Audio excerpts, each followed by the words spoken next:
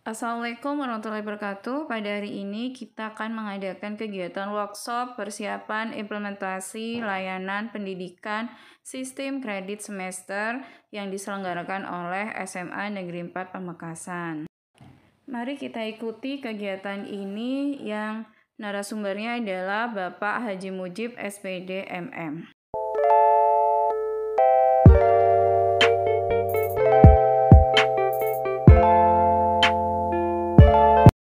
Itu diciptakan beragam, dari Allah sudah dianugerahkan berbagai potensi yang dimiliki. Kira-kira itu potensinya sama atau beda Bapak Ibu? Nah, kalau potensinya berbeda, mereka penuh dengan keberagaman, kemudian Bapak Ibu beri layanan yang sama, diperlakukan yang sama, identik semuanya. Adilkah di sana guru?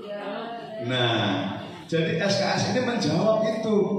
Kalau muridnya beragam, kalau siswanya beragam kompetensinya, beragam potensinya, beragam latar belakangnya, beragam kecerdasannya, maka harus kita berikan layanan yang berbeda. Kita akan mendengar istilah sekolah penggerak. Ada guru penggerak, ada kepala sekolah penggerak, ada pendamping guru penggerak, dan seterusnya. Akan dibawa kemana kira-kira kurikulum itu? Insya Allah menuju itu. Akan didesain kurikulum di mana nanti mata pelajaran yang dibutuhkan itu benar-benar akan membekali mereka menuju ke perguruan tinggi. Jadi apa yang mereka butuhkan? Oleh karena itu insya Allah SKS ini layanannya nanti apapun kurikulumnya. Sementara yang kita gunakan hari ini adalah kurikulum 2013. Nanti seandainya sudah lahir kurikulum 2021 dan sekarang baru terbatas di beberapa sekolah sebagai pilot program keberagaman siswa itu apa saja. Nah, ini Bapak Ibu, ada 5 macam yang beragam dimiliki oleh peserta didik kita. Kita sesungguhnya sudah mengetahui, mungkin belum pernah kita tulis. Kita pernah mengatakan ada yang murid yang pinter, ya kan? Ada yang murid yang cerdas, ada yang lambat, ada yang biasa-biasa, betul kan? Nah, berarti ini memiliki kecepatan belajar yang berbeda, tapi kita kasih nama yang bakulah. Mereka yang cepat, yang pinter, yang cerdas itu memiliki kemampuan di atas rata, kemampuan di atas rata. Mereka yang kelihatan slow, yang loadingnya agak jumlah siswanya di kelas. Nah, Bapak Ibu, selain itu apalagi yang berbeda? Gaya belajarnya ketika menerima pembelajaran Bapak Ibu. Nah, kadang anak sudah dijelasin begitu panjang lebar, dia masih gak bisa. Terutama guru olahraga. Ada guru olahraganya?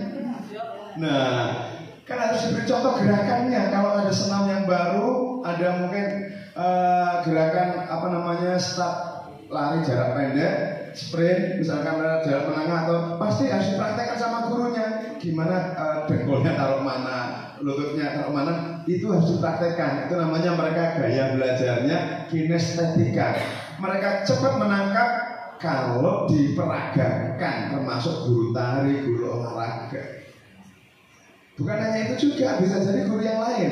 Nah, video itu isinya visualisasi dan suara. Nah, berarti mereka cepat menangkap. Oleh karena itu maka guru harus variatif. Guru gak boleh monoton. Nah, kalau temanya cocok, ayo setelkan video. Suatu saat apa yang perlu? Iya, gurunya praktek di depan, simulasi di depan. Nah, kemudian gaya belajar yang lain ada gaya belajar yang visual aja, visualisasi. Ada grafiknya, kemudian ada gambar-gambarnya. Jadi ada penggambaran, visualisasi mereka. Mereka menangkap, walaupun tidak perlu dikasih suara gitu misalkan, hanya visualisasi saja, dia paham. Nah, ada pula Bapak Ibu pahamnya itu kalau mereka mendengarkan audio. Ini model gaya belajar di kebanyakan. Seberapa banyak yang bisa diingat tergantung kemampuan mengingat mereka.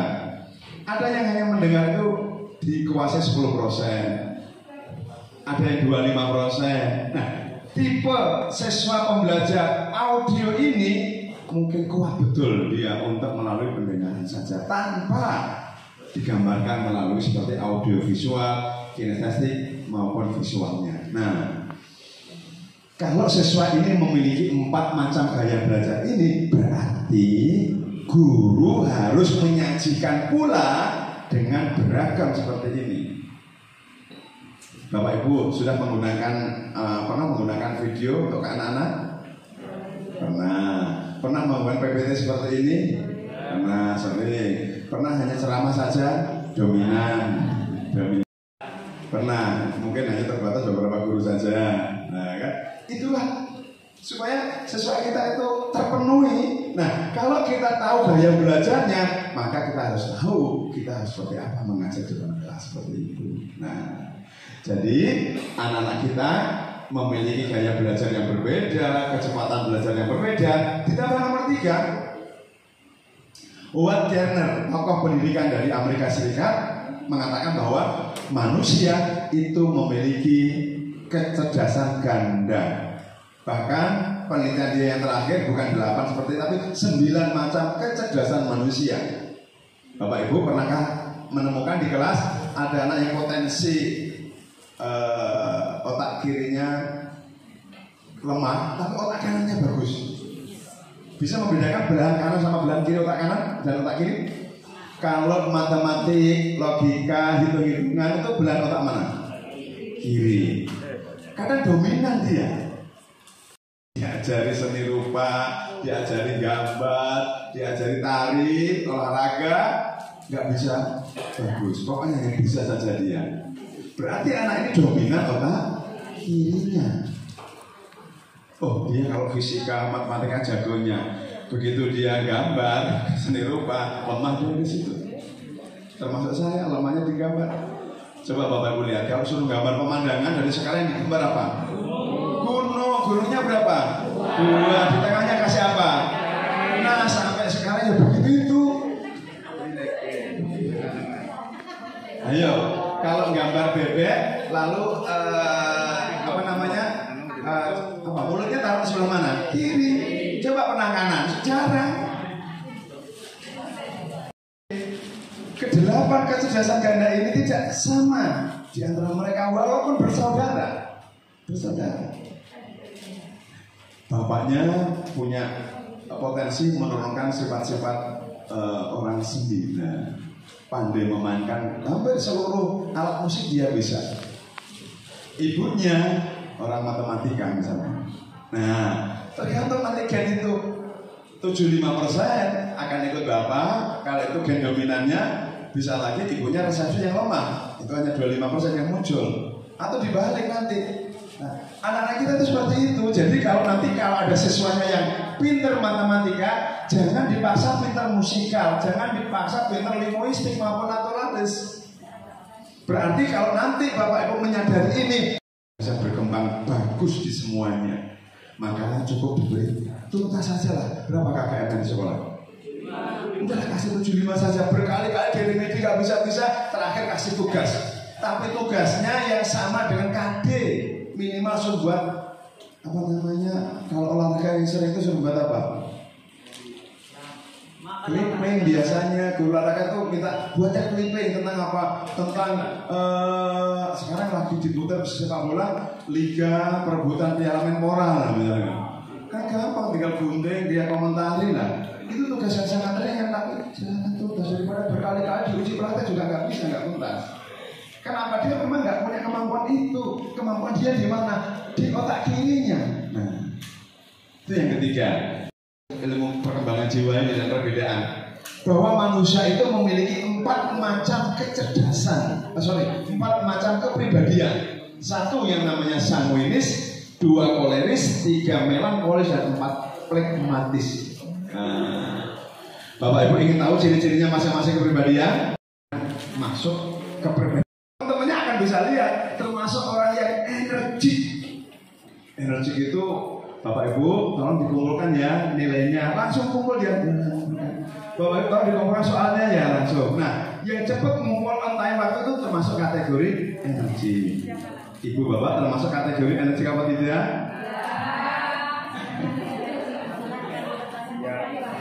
Pak, jangankan begitu, saya dimintai nilainya sebelum ujian saya kasihnya. Belum ujian, belum ulangan, nilainya udah dikasih. Ini super sanguinis. Energi. Ciri yang kedua, orang sanguinis adalah orang yang optimis, selalu memandang persoalan hal-hal yang sangat optimis.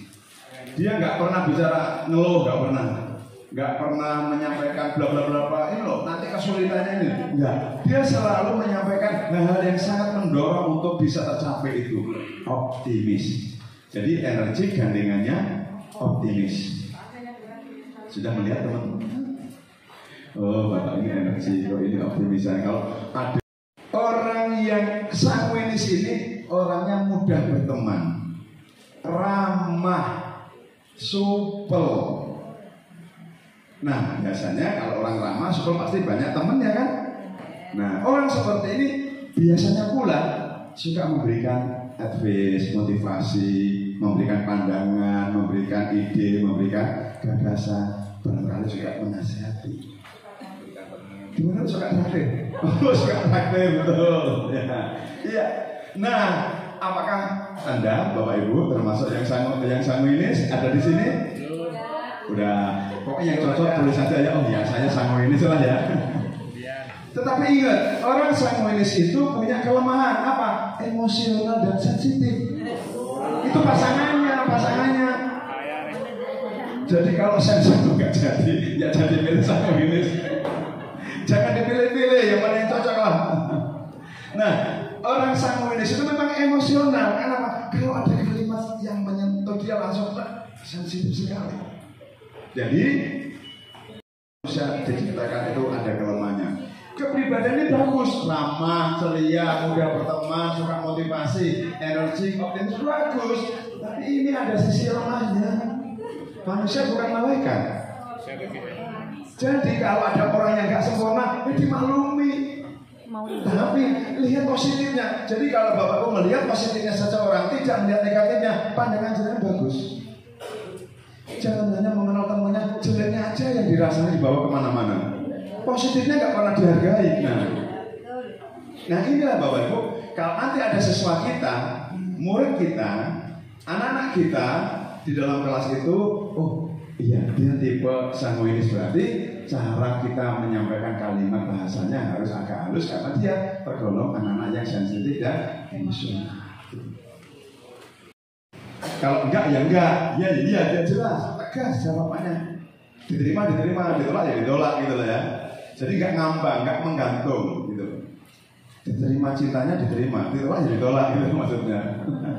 Tegas. Ada orang yang ngambang masih cari-cari yang lain sehingga ini enggak dijawab. Tegas atau enggak dia jawabannya. Orang yang tegas ini dia orientasi pada tujuan. Nah, ini biasanya tipe karakter yang cocok untuk seorang bendahara ini ya. Orientasi pada RKAS, tegas kalau itu harus dikeluarkan, nah, tegas ditolak kalau memang nggak ada di dalam RKAS, cocok ini untuk orang yang namanya bendahara. Tegas, orientasi pada tujuan, disiplin. Nah, disiplin menggunakan anggaran, disiplin menggunakan keuangan dan seterusnya. Nah, ditambah ini pasti dia punya potensi sebagai pemimpin. Nah, sama dengan yang pertama tadi. Orang sanguinis, orang koleris pun punya kelemahan. Apa kelemahan dia? Keras kepala, tidak peka dengan orang lain. Nah, diberi masukan apapun tidak diterima, ditolak. Apa bahasa Madura itu namanya kadiman. Karena jadi nyaman dia begitu. Keras kepala dan tidak pegang. Sudah diberi masukan, sudah banyak evaluasi, masih tolong Bapak Ibu. Kalau ada pemimpin sepertinya, kita bahasanya beda, caranya berbeda. Jadi kita bisa memaksimalkan potensi kelebihan yang positif ini, tetapi bisa menjadikan ini sebagai media bagaimana nanti ini bisa terselesaikan dengan baik, gitu. Nah, ini Bapak Ibu ya. Sanguinis cocok atau enggak? Oh belum cocok. Koleris enggak Pak, karena ini saya dalam kerongkang kepala, saya bukan orangnya. Enggak cocok lagi yang kedua. Ini banyak juga yang diantara kita tipe melankolis, orangnya pendiam. Pendiam itu kalau nggak disapa ya diem. Bener. Jadi kalau murid kita yang tipe melankolis, kalau nggak ditanya dia diam, suruh bertanya dia dieman. Dulu akibat waktu SD sama guru SD-nya, ayo yang diem pulang duluan ya, ini gara-gara dulu. Iya, guru SD dulu ketika mau minta siapa yang pulang duluan, suruh anteng-antengan. Loh, jangannya nggak begitu sekarang ini. Udah berbeda jauh Bapak Ibu sekalian. Oleh karena itu maka Bapak Ibu yang saya hormati, tipe seperti ini banyak ditemui di siswa kita. Dan ini kalau dibiarkan 3 tahun Bapak Ibu, kasihan. Selama 3 tahun di SMA nggak pernah ngomong. Critical thinking, berpikir kritis. Bagaimana siswa bisa berpikir kritis manakala nanti ada statement dari guru. Contoh saya bilang begini, guru kimia. Ayo anak-anak, hari ini kita belajar untuk pembuatan es krim. Nah, coba amati orang buat es krim di sekeliling gerobak itu kan ada es batu. Nah, pada saat membuat es batu itu ditambah sama garam dapur. Nah, anak langsung bertanya yang berpikiran kritis, Pak, garam dapurnya itu bisa nggak diganti dengan pupuk urea? Nah, ini berpikir kritis. Gurunya jangan marah loh. Ini buat es kok dikasih pupuk urea. Kalau orang kimia yang ngajarin, oh ini bagus pertanyaan ini kenapa? Nah, bisa nggak garam dapur tadi diganti oleh pupuk urea ketika garam dapurnya langka? Karena buat esnya bukan di Madura, buatnya di Kutub Selatan. Dan hanya ada pabrik urea di situ. Boleh nggak diganti dengan pupuk urea? Boleh. Di kelas itu, oh iya ya, ternyata fungsinya garam dapur hanya untuk menurunkan titik beku larutan supaya esnya tetap beku, tidak mencair. Tetapi kalau saya ganti dengan pupuk urea, bisa nggak? Bisa. Cuma pupuk urea harganya lebih mahal dibanding garam dapur. Harga jual esnya ya lebih mahal dong, karena biaya operasionalnya tinggi. Dan yang faktor yang hebat lagi, garam dapur termasuk elektrolit. Nah, namanya pupuk urea non elektrolit, promonya CO-NH3 atau berapa ya? Saya udah lama nggak baca kimia. Nah, itu bisa Bapak Ibu. Karena urea itu non elektrolit. Bolehkah garam dapur diganti gula? Boleh. Nah, berikan ruang kepada mereka supaya muncul ide gagasan mereka. Jangan dipatahkan ketika mereka memberikan jawaban. Jangan hanya jawaban satu saja, bisa menjadi lebih untuk jawaban alternatif. Nah, 1 critical thinking, C yang kedua kritis, C yang ketiga adalah collaboration. Sudah saatnya kita zaman sekarang kerja sama. Tidak ada orang yang bisa bekerja sendirian, orang hebat gak ada. Di sini tidak ada Batman, tetapi yang ada tim. Yang ada berarti super team. Super team berarti grup. Grup itu berarti banyak orang. Banyak orang berarti banyak melibatkan. Bapak Ibu, seorang pemilik perusahaan terbesar di Jakarta juga ini bekerjanya bukan seseorang tim. Jadi dulu orang memiliki sewa mobil yang banyak, mobilnya sekarang udah tenggelam semua. Kalah dengan Gokar, kalah dengan Gojek juga. Gojek gak perlu banyak sepeda motor, mobil gak perlu, dia gak perlu itu. Mobilnya mereka masing-masing. Tapi mereka malah keuntungan yang luar biasa. Yang keempat apa? Communication. Pinter tapi kalau nggak bisa ngomong bagaimana? Pinter tapi bisu. Gak mungkin terpakai Bapak Ibu. Anak-anak kita kalau masuk di berbagai instansi pemerintah maupun non pemerintah, begitu wawancara jatuhnya di situ. Di TNI, nah sekarang bagus TNI. TNI hari ini reformasi total. Apanya? Untuk masuk ke Akpol, masuk brigadir tamtama, cukup 1 kali tes. Begitu tes, yang qualified tertinggi Akpol. Di bawahnya lagi rankingnya brigadir. Terakhir tamtama. Selesai 1 kali tes. Tesnya langsung. Begitu mereka melakukan uji, langsung nilainya muncul. Nilai muncul. Kami punya kamp malam karena saya sejak 2020 membuka inovasi dengan cara membuka layanan plus karakter building. Kami menjalin kerjasama dengan 3 matra, Angkatan Darat, Angkatan Laut, kemudian kepolisian. Harapan kami tidak bisa sendiri, kolaborasi, communication. Nah, Bapak Ibu, anak-anak kita nanti yang cenderung pendiam begini, maka kehadiran gurulah untuk bisa menemukan potensi mereka. Kalau gurunya juga diam, tidak pernah eksplor, dia punya kemampuan apa, nggak pernah tahu gurunya, karena sama-sama pendiamnya. Nah, ini Bapak Ibu, kelompok melankolis biasanya pendiam, dia memikir, dan seorang pendiam dan pemikir inginnya perfeksionis. Apa perfeksionis? Sempurna. Segala sesuatunya dia bikin sempurna. Dia bikin spek lengkap begitu. Nah kalau speknya nggak terpenuhi, nah ini dia pesimis. Ini gandengannya suka kecewa. Nah, jadi pesimis, suka kecewa, kritis. Lah ini positif, kritisnya positif. Nah, Bapak Ibu, biasanya orang seperti ini kelemahannya ini cenderung butuh kepekaan terhadap orang lain. Peka gitu maksud kami. Jadi kalau anak kita melankolis, maka gurunya paling tidak sanguinis atau kolis. Jangan ikut-ikutan gurunya melankolis, sama-sama pendiamnya. Nah, sanguinis sudah saya buka, nggak cocok. Koleris nggak cocok juga. Melankolis Bapak Ibu juga nggak pendiam juga. Nah, tinggal satu. Orang pragmatis biasanya tampilannya sederhana, gitu. Rumah sederhana, gitu. Mobil sederhana. Tapi sederhana ini ukurannya nggak mutlak loh ini. Ukurannya sederhana maksud orang dari orang lain bisa beda. Loh, saya sederhana saja pakai Pajero loh, Pajero sederhana katanya. Nah, merasa cukup apa yang sudah dimiliki berarti pada posisi aman, nyaman, zona aman, zona nyaman. Nah, untuk apa sih Pak SKS? Apa gunanya sih? Kita loh SMA 4 tiap tahun sudah nolak siswa untuk apa? Kita itu nggak kekurangan murid. Nah, karena kita sudah zona aman. Nah, kalau orang yang sudah zona aman, merasa aman apa yang sudah dimiliki cukup, dia biasanya nih tidak suka menerima resiko dan tidak suka menerima tantangan. Nah, Bapak Ibu, kalau mencari mantu jangan dari ini lah ya. Loh, iya, kalau mantunya itu tipe pragmatis, ditanya, nah, kamu kan sudah 10 tahun berumah tangga dengan anak saya, kapan kamu bisa punya rumah? Nah, kalau jawabnya si sanguinis tadi, langsung dia, siap Bu, selama BRI buka saya siapkan.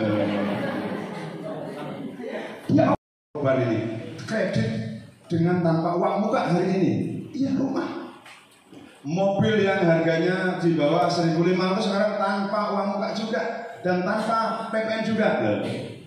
Bu, ini fasilitas dari pemerintah, saya akan manfaatkan. Segera putri Ibu akan saya belikan mobil dan rumah. Jawaban sanguinis itu. Tapi kalau jawabannya seorang pragmatis, gini saja sudah cukup saya. Nah, dia tidak punya keinginan yang lebih untuk membahagiakan istrinya. Nah, maka awas, cari mantu jangan pragmatis ya. Setidaknya sanguinis, nggak apa-apa, keras kepala, nggak apa-apa emosional. Tapi kan banyak yang positifnya begitu. Nah, keras kepalanya, emosionalnya didinginkan sama istrinya. Nah, jadi suasana bisa dimanfaatkan. Kan manusia nggak sempurna, jangan cari mantu itu sempurna. Dari urutan 1 sampai 10 speknya harus terpenuhi. Kenapa nggak mungkin tuh manusia itu yang dapat sempurna? Nah, Bapak Ibu, orang yang seperti ini pragmatis itu biasanya mencari kedamaian dengan cara diam. Jadi kalau ngelamun begini, dia tuh bahagia. Karena dia damai dengan diam. Diam apalagi di pinggir pantai Camplong sana. Pinggir pantai, dia lihat ombak. Sampai dia pikir, ombak itu kok bisa kejar-kejaran ya, siapa penyebabnya ya? Nah, orang yang seperti ini biasanya karena dia pendiam, pastilah dia tidak mudah bergaul. Temannya hanya itu saja. Paling tetangga depan satu rumah, kiri satu rumah, kanan satu rumah, ditanya jauh nggak kenal sama tetangganya. Karena nggak kenal, dia nggak mau kenal. Saya itu punya teman jamaah. Ya ada juga kok dia habis sholat selesai, dia duduk sebentar sama tetangga kanan kirinya, kan begitu. Jadi memang itu Bapak Ibu, cetakan memang bervariasi kayak begitu manusia. Nah, kalau siswa kita itu seperti ini, mereka tidak adil kalau diperlakukan sama. Nah, Bapak Ibu, kita sudah tahu kepribadiannya. Lalu untuk apa? Kalau kita tahu kepribadian mereka, satu, kita dapat menentukan cara untuk mendidik mereka. Kita bisa tahu untuk memudahkan komunikasi. Kalau sudah komunikasi, pasti kita bisa menggali potensinya. Kalau kita sudah menggali potensi, kita bisa menemukan solusinya, maka kita bisa membangun pendidikan karakter yang lebih baik pada mereka. Jadi untuk anak-anak yang sanguinis, nggak perlu ditegur kalimat yang kasar. Beri contoh saja, dia bisa. Nggak bisa dibatin saja, nggak ada aliran kebatinan buat dia. Maka bagaimana? Ditegur tapi yang pelan bahasanya gitu. Ini manfaatnya Bapak Ibu kalau kita tahu yang namanya kepribadian manusia. Nah, ini yang diminta oleh kompetensi guru. Ingat, Undang-Undang Guru dan Dosen. Guru memiliki berapa macam kompetensi? Bapak Ibu, halo? 4. 1. Kepribadian. Sudahkah punya kepribadian? Sudah. Tangguh. Nah, sebagai seorang guru. Nah, guru itu harapan masyarakat, segala sesuatunya itu dari guru. Pokoknya guru dianggap semuanya lebih di antara segala-galanya, dianggap serba bisa. Walaupun sebenarnya enggak juga ya. Nah, pokoknya dianggap sosial. Nah, yang ketiga, pedagogi. Pedagogi itu ada 7 subkompetensi. Nomor 1 adalah guru mengetahui karakteristik peserta didik. Inilah yang tadi saya jabarkan. Inilah yang tadi kita bahas. Guru wajib mengetahui karakteristik peserta didik. Nah, dan yang terakhir, kompetensi apa selain pedagogi? Profesional. Berhubungan dengan ilmu yang dimiliki, berhubungan dengan latar belakang yang akan diajarkan ke siswa. Itu kemampuan profesional guru. Ya, mulai kemampuan menyiapkan bahan untuk mengajar, mulai buat silabus, RPP, bla bla bla, sampai kegiatan pembelajaran, sampai evaluasi, semuanya itu kemampuan profesional guru. Nah, tentu saja ini yang kami tambahkan, ini penting buat kita supaya kita bisa melaksanakan 1, 2, 3, 4, 5 ini. Nomor 5, mereka punya orang tua, mereka punya keluarga yang memiliki latar belakang dan sosial yang berbeda-beda. Macam-macam masyarakat itu. Ada yang bapaknya pendidikannya S2, bahkan ada yang orang tuanya sudah S3, ada yang orang tuanya SD saja nggak tamat, ada yang orang tuanya lingkungannya tidak mendukung. Nah, dari berbagai macam perbedaan inilah, maka kita berangkatnya dari situ. Kita memberikan layanan yang berbeda. Inilah filosofi latar belakang kenapa kita harus memberikan layanan dengan sistem SKS.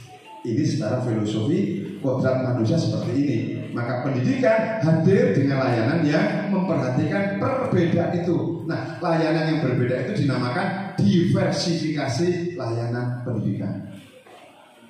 Aspek yuridis secara hukum, apakah ada landasan hukumnya untuk melaksanakan SKS?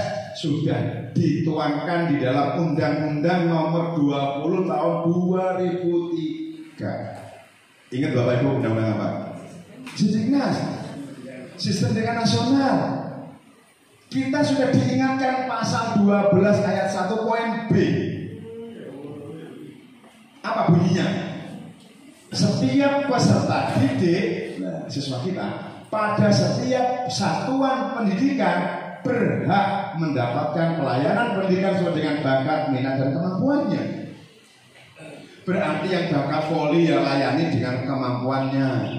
Yang bakat seni layani dia memantapkan dia, mengeksplor dirinya. Yang bakat di KSN mereka maksimal potensi yang dimiliki. Itu amanah dari pasal 12 ayat 1 poin B. Berarti kalau begitu bagaimana sekolah memiliki akses seperti itu? Jangan dibiarkan satu, tapi poinnya yang poin F. Peserta didik berhak menyelesaikan program pendidikan. Menyelesaikan berarti meluluskan sesuai dengan kecepatan belajar masing-masing dan tidak menyimpang dari ketentuan batas waktu yang ditetapkan di regulasi itu. Artinya apa? SMA tidak harus menyelesaikannya waktunya 3 tahun. SMP tidak harus 3 tahun. Maka berarti yang cepat bisa kurang dari 3 tahun. Nah, paling lambat kalau SMA, SMP, yang SKS paling lambat 4 tahun. Itu artinya tidak boleh menyimpang dari batas waktu yang diterima. Masa lupa, ini hubungannya dekat dengan guru, dekat dengan pendidikan. Ya. Iya, standar apa? Standar Nasional Pendidikan, SMP. SMP itu ada berapa standar? 8. Pertama yang harus didahulukan diingat standar apa? SKL dulu. SKL, Permendikbud nomor 20 tahun 2016 tentang SKL. Standar kompetensi lulus. Bagaimana speknya lulus SMA, kayak apa profil lulusan SMA? Nah, yaitu manusia yang bertakwa dan beriman dan seterusnya, yang menguasai ilmu pengetahuan, yang memiliki keterampilan bla bla bla dan seterusnya. Itu SKL. Nah, untuk mencapai SKL itu perlu ada standar yang kedua. Standar isi, standar isi. Ada KI, ada KD. Nah, itu ada standar isi. Bagaimana KD, bagaimana KI, bla bla bla bla bisa nyampe ke siswa, itu harus melalui standar proses. Kamu dengar kok? SKL nomor 20 tahun 2016. SKL standar isi 21, standar proses 22. Ingat 20, 21, 22. 23 bagaimana itu tahu untuk mengetahui keberhasilannya melalui standar penilaian mengevaluasi. Urut Permendikbud 20 tadi SKL, 21 isi, 22 proses, 23 penilaian. Nah, 24 2016 itu pelajaran sekolah dasar dan menengah SD, SMP, SMA tersendiri ada di Permendikbud 24 2016 diperbarui. Permendikbud 37 tahun 2018 karena ada tambahan mapel TIK. Jadi produk persis. Bedanya Permendikbud 37 2018 mencantumkan KD-nya mata pelajaran TIK, dan itu pun yang melaksanakan sekolah tertentu yang telah di-SK-kan diberikan izin oleh Rektorat. Nah, baik, selesai sampai standar apa tadi? PTN. Harus dikuasai guru. Gimana menilai, gimana mengajar, gimana membuat RPP, gimana membuat silabus, bagaimana ketentuannya, semua ada standar proses. Bapak Ibu menilai dengan ranah pengetahuan, menilai dengan ranah pengetahuan dan sikap. Nah, masih 4 yang lain, masih ada 4 yang lain. Tadi 4 standar kurang 4 sekarang. Apa? Sarpras. Standar Sarpras itu terakhir Permendikbud tahun 2007 nomor 24. Sudah lama, nggak diperbarui. Jadi kalau ada pembangunan ruang kelas, standarnya berapa sih? Standar nasional Sarpras itu ukuran dan panjang dan lebarnya 8 kali 9. Berapa akhirnya luasnya? 72 meter persegi. Ini Makassar harus paham. Kalau ingin membangun sekolah mengikuti standar nasional ya 8 kali 9, 72. Kenapa harus 72 meter persegi? Karena isinya maksimal 36 siswa. Setiap siswa standarnya minimal harus dapat ruangan 2 meter persegi. Walaupun besok dia kaplingannya di kuburan bukan 2 kali 2. Nah, jadi mungkin di sini panjangnya di sini 2 meter, ke sini 1 meter. Maka nanti diatur 72 itu bisa kaplingannya persis untuk 36 orang. Itu standarnya, ceritanya begitu. Jadi kalau gurunya kurang, jumlahnya berlebih sesuai dengan tidak sesuai dengan jumlah jamnya, pemerintah yang tanggung jawab. Maka ini kan diperbaiki. Jadi yang salah ya pemerintah. Kalau guru itu nggak sampai 24 jam ya pemerintah sendiri. Ngapain di situ juga gurunya banyak dikasih lagi guru itu? Pemerintah.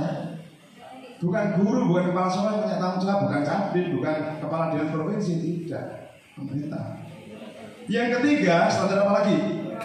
Pengelolaan, ya pemerintah juga yang punya. Nah, apalagi yang terakhir ini, standar pembiayaan pemerintah. Maka Bapak Ibu di standar pembiayaan pemerintahnya bisa ngitung. Satu siswa SMA setahun itu butuh berapa? Oh, butuh sekian, Pak. Atau yang sederajat dapat dinyatakan dalam satuan kredit semester. Ini satuan SKS huruf kecil. Yang sekarang sudah tidak dipakai. Satuan SKS menggunakan jam pelajaran menyesuaikan dapodik Bapak Ibu. Di dapodik Bapak Ibu kewajiban minimal mengajar berapa jam? Satuannya apa SKS? Enggak, satuannya jam pelajaran. Tidak mungkin harus dirubah ke SKS huruf kecil itu. Nah, dengan demikian maka di PP 19 ini pun sudah termuat landasan hukum untuk SKS. Selanjutnya PP 19 mengalami perubahan, muncul PP 32 2013. Di pasal 19 ditemukan kalimat yang senada dengan ini, yaitu memberikan ruang kepada peserta didik untuk bisa kemandirian sesuai dengan bakat minat dan kemampuan dan perkembangan fisiknya. Nah, jadi PP 19, PP 32 itu pun juga memberikan ruang untuk layanan sistem SKS. Disambung ini 4, nomor 5 dan 6. Nomor 2 atau nomor 4 ini khusus landasan hukum untuk SKS, yaitu Permendikbud 158 tahun 2014. Ini Permendikbud khusus tentang penyelenggaraan sistem SKS bagi sekolah dasar dan menengah. Yang dimaksud sekolah dasar adalah SMP dan SMA. SD sampai tadi belum diperkenalkan SKS, hanya SMP dan SMA. Nah, kemudian saat ini masih proses penyempurnaan. Karena apa? Karena PP 19 mengalami perubahan. Undang-Undang nomor 20 pun tadi juga mengalami revisi. Maka semuanya proses revisi kalau sudah selesai, baru revisi yang 158. Yang terakhir, ini landasan hukum untuk internal, yaitu dipakai untuk acuan SKS SMA menggunakan panduan penyelenggaraan SKS SMA. Istilah pembinaannya dihapus, langsung Direktorat SMA. Nah, nanti P-nya ini dihapus. Ini istilah yang lama 2019. 2020 sudah berubah. Panduan dibuat 2019, di sana masih tertulis panduan penyelenggaraan SKS Direktorat P SMA. 2020 sudah mengalami perubahan. Kemudian ada panduan pengelolaan kelas, artinya mengelola pembelajaran homogen dan heterogen, dan ada panduan pengembangan bahan ajar, di antaranya ada panduan untuk membuat modul atau bahan ajar lain, misalkan unit kegiatan belajar mandiri atau namanya UKBM. Nah, ini Bapak Ibu secara hukum berbeda menurut kecepatan belajarnya. Apa yang dipakai? Unit belajar utuh atau nanti modul atau buku paket, itu yang dipakai untuk bahannya. Yang kedua, terapkan tentang mastery learning, berarti pembelajaran tuntas. Guru meremedi sampai tuntas. Kalau belum tuntas, tidak boleh lanjut kepada KD berikutnya. Yang ketiga, prinsip namanya mass education of individual. Pendidikan massal tapi memberikan layanan individu. Inilah rohnya dari SKS, diversifikasi layanan pendidikan. Nah, baru-baru ini di pusat kurikulum dan perguruan Puskurbuk sedang dibahas sekolah yang memberikan layanan yang berbeda, diferensiasi. Nah, apa yang berbeda? Berbeda kecepatan belajarnya.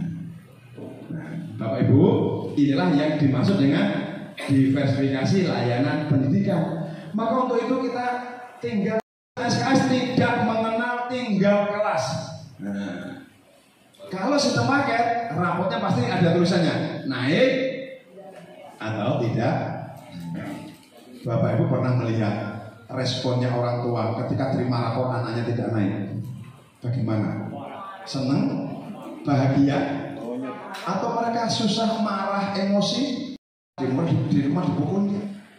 Anak sendiri begitu tahu tidak naik, mengurung di kamar, gak mau keluar, malu di tengah tetangga kan kirinya. Itu sistem paket. Kalau SKS nggak ada istilah tinggal kelas. Yang ada adalah kenaikan kelas otomatis. Kenaikan kelas otomatis. Apa maksudnya? Kelas 10 itu ya tahun pertama. Kelas 2 tahun kedua. kelas 3 tahun ketiga kelas 12. Kalau mereka masih 4 tahun, ya kelas 12 juga yang terakhir. Nah, ayo sekarang kita satu saja yang kita bandingkan keutamaan SKS dibanding paket. Bapak naik itu yang tidak tuntas berapa mapel? 3 mapel. Jumlah mapelnya berapa? Sama mulok total berapa? 16. Katakan 16 mata pelajaran enggak tuntas 3 dinyatakan tidak naik. 13 tuntas yang tidak tuntas 3. Pertanyaan saya, kalau jenengan berpikir yang jernih, daya lubuk hati yang paling dalam, dia enggak tuntas 3, harusnya mengulang 3 atau mengulang 16. Tapi nyatanya mengulang 16. Jadi kalau ada yang anak tidak naik, sudah dihukum waktunya 1 tahun. Termasuk mapel yang sudah tuntas suruh mengulang. Itu berarti gurunya, anak-anak benar-benar sudah tuntas, agama dapat 9, disuruh mengulang. Mengulangnya enggak seminggu 2 minggu, enggak 1 bulan 2 bulan, enggak 1 semester, 1 tahun. Jenuh mereka, bosan mereka. Sama dengan begini, Bu, jangan punya tabungan hutang 3.000, suruh bayar hutangnya 16.000, mau? Mau enggak? Kalau mau berarti itu rentenir itu. Iya, dia pinjam 3 juta, bayarnya 16 juta kan? Nah, habis. Cerita pada masyarakat, komite ditanya masyarakat, jenengan ditanya masyarakat, kenapa SMA 4 mau ke SKS? Supaya kami kembali ke jalan yang lurus. Enggak lagi mendolimi siswa. Utang 3 dibayar 3. Jadi di SKS ini anak mengulang hanya mapel yang tidak tuntas. Begitu 1 mapel tidak tuntas, hanya mapel itu. Mengulangnya tidak seluruh KD dari awal sampai enggak, hanya KD terakhir yang dia tidak tuntas. Paham Bapak Ibu? Kan ada mapel namanya 1 semester KD-nya ada 5. Nah, dia pas menjelang terima rapor, nah dia ujiannya kan hanya KD terakhir. Kok KD itu pas dia sakit dia nggak bisa. Ternyata setelah dirata membuat di bawah KKM 75, akhirnya dia tidak terima rapor, terimanya hanya KHS kartu hasil studi. Tapi begitu masuk semester kedua, dia akan ulang dulu sama yang materi semester 1 yang KD 35 tadi. KD terakhir yang tidak tuntas. Yang lain bisa dibaca karena gampang. Apa? Anak-anak lebih termotivasi, semangatnya tinggi karena dia belajar. Pak, saya sudah belajar KD 3.4. Bolehkah saya minta ulangan pada Bapak? Boleh. Pak, kemarin saya 2 minggu di Paskibra Kabupaten, saya ikut petugas pengibaran bendera. Saya sudah belajar kok Pak selama saya. Motivasi, tidak usah menunggu gurunya jelasin pada dia. Oh, dia berada 2 minggu di pemusatan untuk latihan Paskibra misalkan. Nah, fleksibel waktunya, bisa menentukan selesai 2 tahun, selesai 3, selesai 4. Nah, ini menurut kemampuan siswa sangat fleksibel. Dan mengelola kelasnya sangat dinamis. Kelas bisa melayani perorangan, kelas bisa mengalami kelompok, kelas bisa mengalami klasikal seperti ini. Sangat fleksibel pengelolaan kelas. Dan yang lebih penting lagi adalah penguatan belajar secara mandiri. Maka di saat COVID seperti ini, sesungguhnya bentuk yang paling cocok bentuk SKS. Belajar mandirinya sangat kuat. Karena apa? Tidak ada namanya guru satu-satunya sumber. Dia menggunakan sumber belajar yang lain. Pakai rumah guru, ruang guru dodong, pakai macam-macam fasilitas dari Pusdadi, banyak fasilitas sebagai sumber belajar mereka. Kuat niat untuk belajar secara mandiri, dan ini hanya bisa ditemukan di sistem SKS. Itulah Bapak Ibu, sampai saat ini saya jelaskan tentang keunggulan sistem SKS dibanding sistem paket.